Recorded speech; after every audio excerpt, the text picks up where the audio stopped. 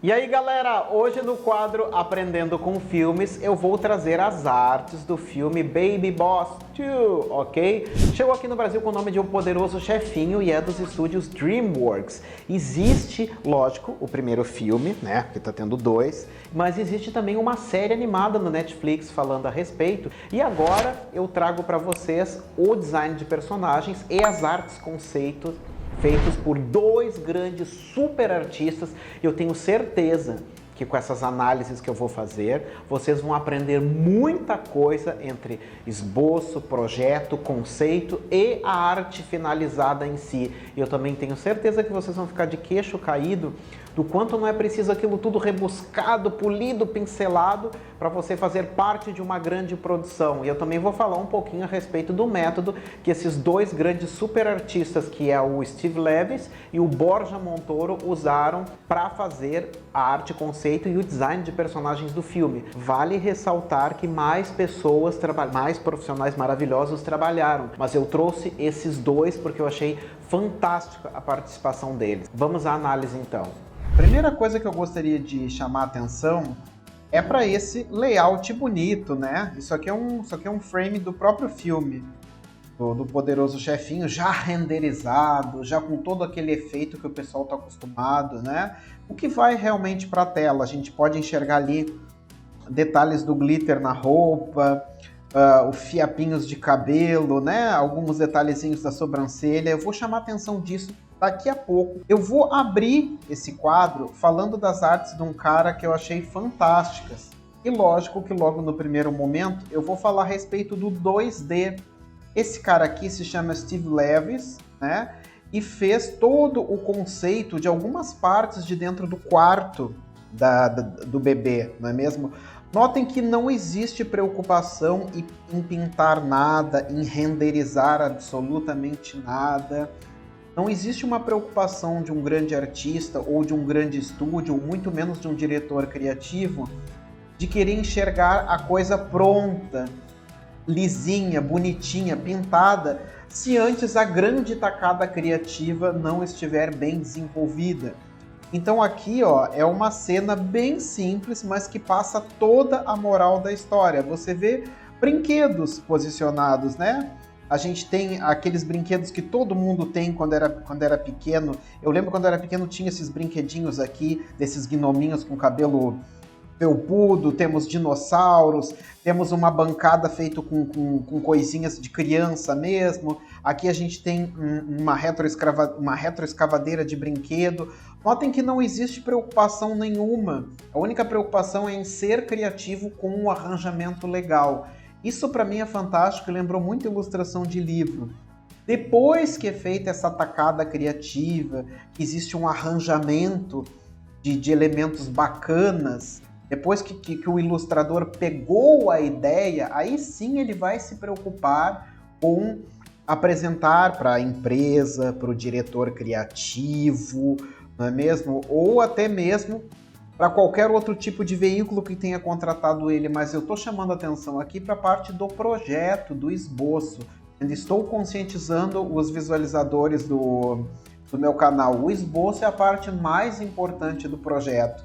Aqui, de novo, ó, nós temos uma ilustração tecnicamente muito bem elaborada, o arranjamento dos elementos está muito bem feito, mas é algo bem simples e extremamente criativo e de extremo bom gosto. Notem que não existe preocupação, por exemplo, com ângulos, né? Aqui a gente tem um outro carretel, seria um carretel e alguma outra coisa feita com palitinhos em cima. Não existe aquela preocupação que os iniciantes têm de botar aquele grid, e como eu digo, não é desenho técnico, é ilustração, requer interpretação. Notem que descontraído que ficou isso, são poucos traços e a gente consegue enxergar toda essa cena bacana. Então, isso é o trabalho de um ilustrador, ter a tacada criativa, não é mesmo? Vamos então aqui, ó, quero mostrar para vocês depois disso, como que fica depois que ele tem essa tacada criativa. Olha que coisa mais linda, mais maravilhosa, e vocês vão dizer para mim, ah, não, mas aí é outro trabalho. Não, é exatamente o mesmo trabalho, ele continua usando formas básicas. Prestem atenção nesse dinossauro aqui. nesse dinossauro. Prestem atenção no quão flat. Flat que eu falo é que não tem... são objetos como isometria, são objetos com faces chapadas, né? Notem a beleza do trabalho. E aqui é uma arte conceito baseada naquele conceito desenhado, né? Quando eu falo flat, ó, a gente tem um lado com um tom mais escuro, um lado com um tom médio, um lado com um tom mais claro. A mesma coisa aconteceu nas cadeiras, na cama. Tem esse aspecto só levemente pincelado, tem textura, né? O abajur, por exemplo, não acompanha exatamente a circunferência de um bojo, mas dane-se, o trabalho está perfeito, está lindo. Isto é o projeto. Depois que o artista pensa no conceito, não é exatamente o mesmo conceito da mesma cena desenhada, mas depois que o artista pensa no conceito, ele consegue desenvolver a arte conceito, que é a temperatura das sombras, né? A temperatura da luz e sombra. A gente tem também aqui, ó, outro arranjamento do quarto. Olha que interessante, isso eu vivo falando. É cartoon, é quarto cartoon. Nas animações não tem nada reto. É o proporcional desproporcional, é a perspectiva forçada, né? Uma coisa que foge da realidade, mas é baseada em realidade, né? Por exemplo, olha a parte de cima dessa cadeira. Tecnicamente, ela parece que não foi feita em fábrica, parece que foi talhada à mão, assim, a moda doido. Mas dentro do mundo cartoon, essas coisas ficam simplesmente fantásticas. Elas se encaixam no quadro da mentalidade do público-chave. E também são crianças. Animações são coisas para toda a família, ok? Aqui, por exemplo, ó, eu tenho um outro arranjamento de dentro do filme. Eu continuo dizendo que lembra muito a ilustração de livro infantil pelo quão flat é, né? Aqui a gente tem uma cor sólida, outra cor sólida. Eu brinco com os meus alunos e eu ensino isso como sombra de pop-up, livro de pop-up, o quão blocadaço é e o quanto a gente consegue visualmente ter um impacto bem rápido nisso, né? A sombra dura aqui também. Às vezes os iniciantes olham isso e dizem que é vetor, porque o vetor ele é mais chapado, mas você consegue esse efeito bonito que eu amo de paixão também no pixel, né? No Photoshop, na pintura em si.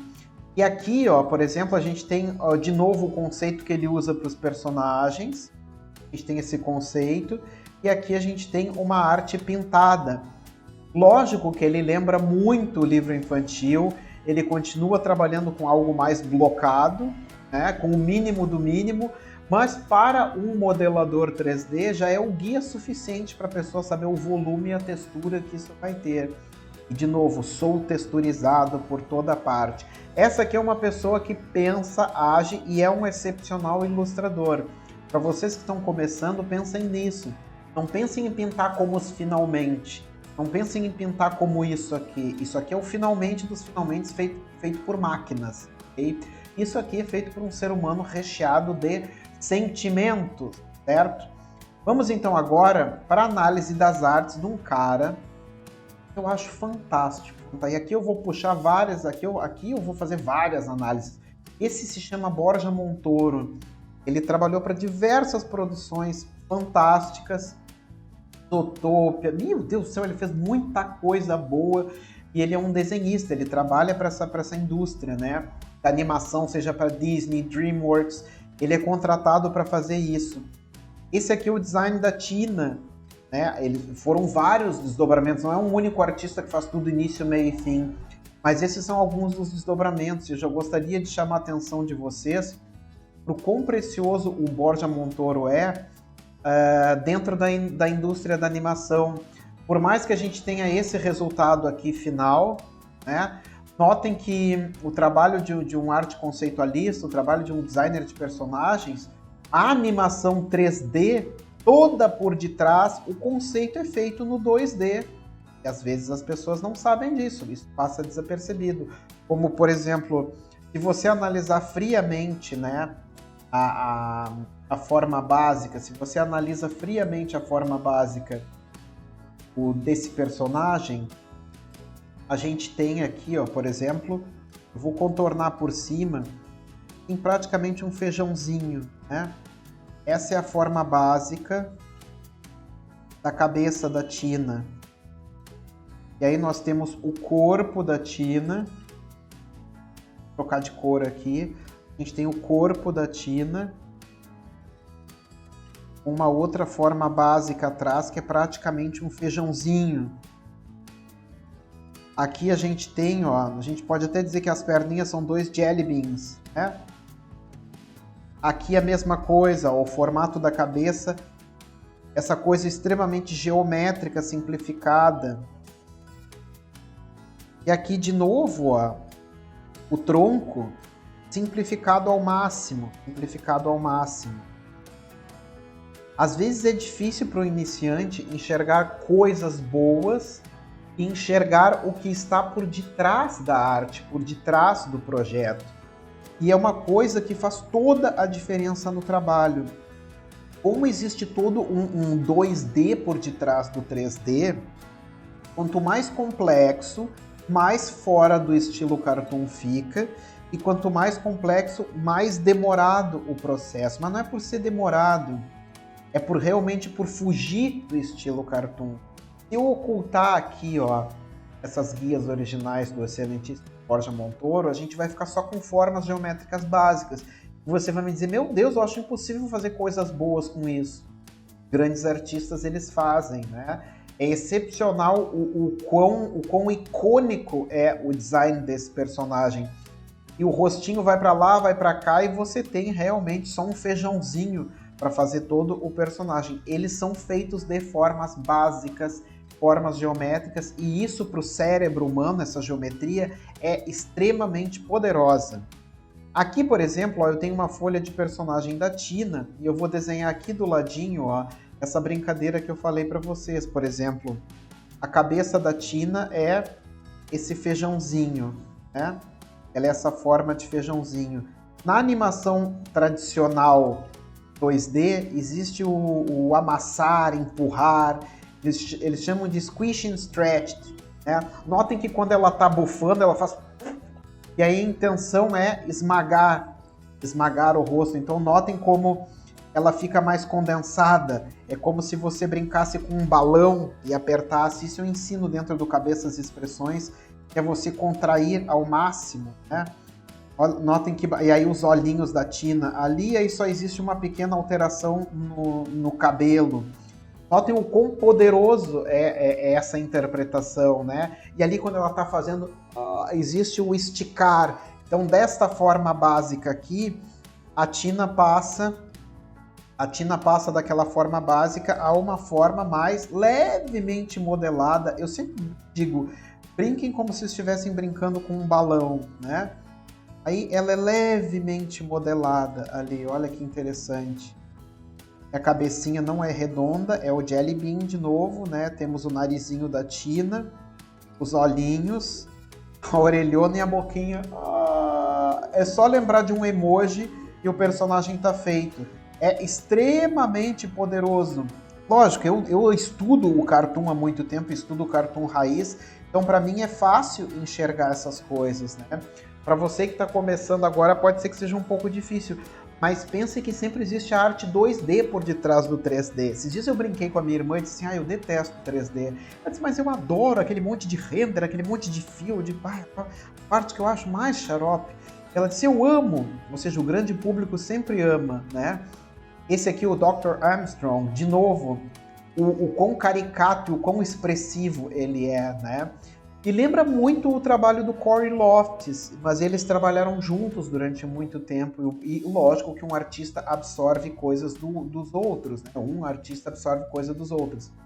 E aí, de novo, aqui a gente tem outra forma básica no Dr. Armstrong. Eu tenho, de novo, um feijão. A cabeça é uma mímica, com esse mesmo movimento, né?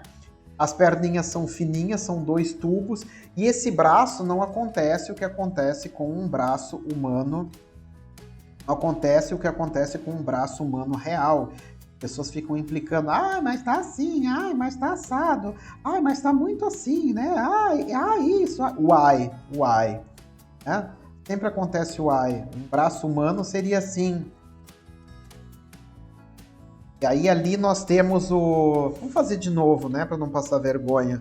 O braço humano seria assim, lá o deltoide, né, o bíceps, braquiocefálico, o tríceps lá por detrás, aqui os tendões, até chegar ao movimento do dedo, né? Da mão, seria de uma complexibilidade gigantesca. Gigantesca, gigantesca. E aí o que a gente tem dentro do cartoon, né? Um tubo. O braço dele é assim. O braço dele é só um tubo. Só com uma dobrinha para representar a dobra da roupa. E não aquelas toneladas de dobras que as pessoas ilustram. É simplesmente fantástico a maneira com que ele encontra para resumir essas formas. Eu acho fantástico. Aqui o Squishing Strap novo, né? Essa forma básica dele, pensando como um balão espatifada ali. E as dobrinhas também, né? As perninhas finas e só uma, duas dobras, um símbolo básico fazendo as dobras. Eu acho o trabalho dele simplesmente fantástico. Eu gostaria de chamar a atenção de vocês que ainda não realizaram, que a geometria é imensamente mais poderosa do que qualquer forma orgânica, ok? Do que qualquer complexibilidade. Um bom ilustrador cartoon é aquele ilustrador que sabe, é inteligente para simplificar e deixar poderoso o design. Aqui a gente tem mais sets de expressões da Tina, né? Eu quero chamar a atenção para umas coisas que eu aprecio muito no trabalho do Jim Kim também, né? Esse tempo eu estava falando, notem que essa expressão aqui do personagem, né? Quando a gente sorri, quando o ser humano real sorri, o que acontece, né? A gente sorri. Vou fazer aqui para vocês verem. A gente sorri, ó. O lábio não fica levantado, ele sorri, ele fica reto, né? E aí acontece essa curvinha, o nariz, ó, dá uma leve levantada. No cartoon é a mesma coisa. No cartoon é a mesma coisa. Eles usam todo esse conceito do mundo real, né? O nariz de uma criança real seria assim. É a criança sorrindo, né? Teria toda essa modulação dos lábios e tudo mais. Eles fazem exatamente a mesma coisa. Exatamente a mesma coisa. Só que eles pensam de maneira icônica. Pensam de maneira icônica. Pensam sempre de maneira icônica nisso. O cartoon ele é a simplificação máxima do mundo real, né? Simplificação máxima do mundo real. E aí eles transformam nisso, que é aquela Jelly Beans modelada e fica algo extremamente caricato, extremamente poderoso. Notem a atenção e o cuidado que ele tem com o cuidado que ele tem, por exemplo, com esse osso da câmara nasal, com o narizinho levemente levantado porque sorriu, e o quão reto fica o lábio porque tá sorrindo, né? Os olhos, o quanto eles se apegam na simplificação de coisas reais para deixar o personagem extremamente poderoso, ou os narizes de 3/4 para transformarem eles em coisas poderosas, né? Um nariz de verdade não faria isso. Um nariz de verdade aconteceria outros movimentos, né? Assim seria o ângulo de um nariz de uma criança.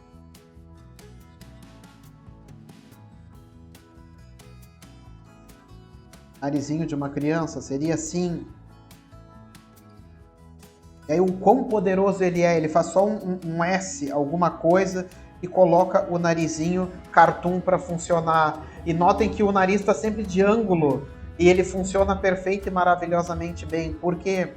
Porque ele é esperto na hora de fazer isso. Ele é precioso na hora de converter isso em algo icônico. Eu sempre digo que o trabalho de um artista cartoon é muito parecido com o trabalho de um designer gráfico. Eu fui designer gráfico, ainda sou de vez em quando. Então, quando eu fazia logo, identidade visual, sempre batia na tecla ícone, ícone, ícone, não faça ilustração. Um logo é um ícone, é uma coisa icônica, o cartoon também. São ícones, deixe o mais icônico possível. Fica esse resultado simplesmente fenomenal. E aqui, de novo, a gente tem ela extremamente expressiva. São as formas básicas. Eu só quero fechar isso falando uma coisa muito interessante. Notem, quando um artista cartoon ele é poderoso, que nem o Borja Montoro, a preocupação que eles têm com as silhuetas, né? Notem que o cabelo dela é quase que inteiriço. Aqui até eu me passei.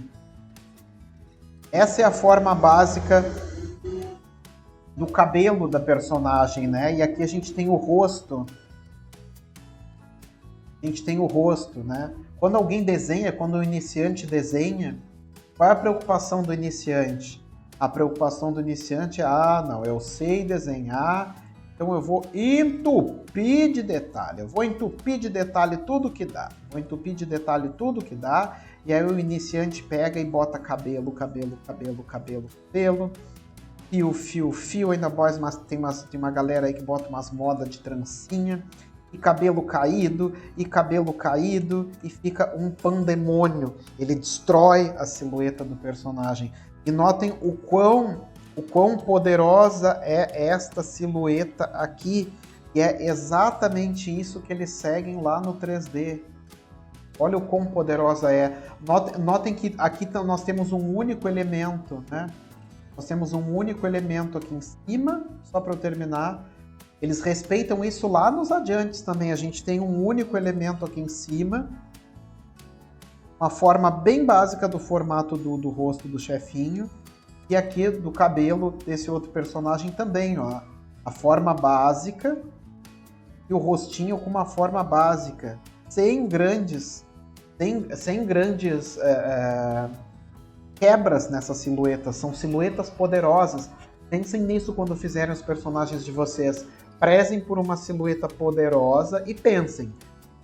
Isso vai virar um bordão aqui. Se os grandes mestres fazem isso e eles são quem são, por que nós não vamos nos inspirar no trabalho deles para fazer o nosso, né? Eu me inspiro no trabalho desses caras aqui porque eu acho o trabalho deles simplesmente fenomenal. Então eu gostaria, só para recapitular, pense no projeto, não tenha necessidade de nada renderizado, pintado, lambido, se você ainda não teve uma tacada criativa boa. Depois que você teve uma tacada criativa boa, não precisa ter uma arte lambida e renderizada igual ao final. Faz o trabalho do render, são máquinas, ok? É lógico, existem profissionais que modelam, mas o render que você vê nos finalmente tenta copiar é um conjunto de vários softwares mesmo.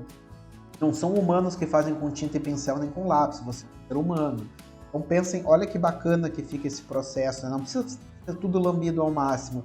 E para finalizar com o Borja Montoro, pensem, quanto mais geométrico, mais poderoso e mais cartoon fica. E eu te aguardo numa próxima.